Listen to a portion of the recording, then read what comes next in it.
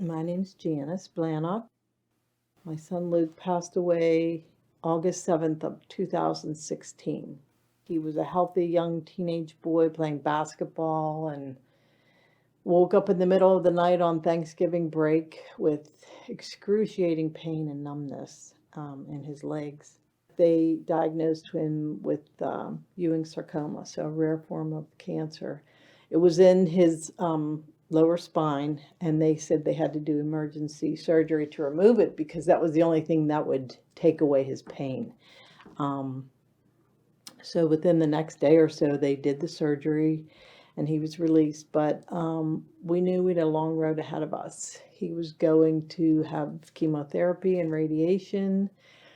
And his treatments, he was treated on and off through Children's Hospital, Cleveland Clinic, and MD Anderson Hospital in Houston, Texas, where he also had a limb salvage surgery. They removed part of his hip and femur. In our close neighborhood, in our church, there was a young fellow that we prayed for years at Mass every weekend. And I didn't realize at the time that we were praying for a boy who had Ewing sarcoma. And then whenever Luke was diagnosed, I met a mom at Children's Hospital who had lost her son to Ewing sarcoma, who lived a mile or so up the road. So there were three of us now, Curtis, Kyle, and Luke.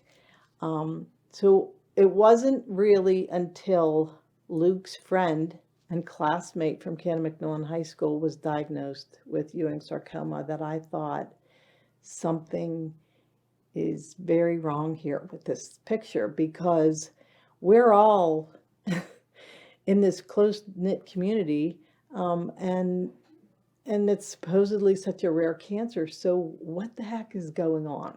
But also in the bigger area where you have Washington County, Greene, Fayette, there are 28 cases of Ewing sarcoma. To me, that's not rare. I'm sorry, I don't agree with their analogy of throw a handful of pennies up and some are going to cluster together. The more that I've come to learn about fracking and the process, I kind of just have to believe that there's something, it's related to that somehow, some way.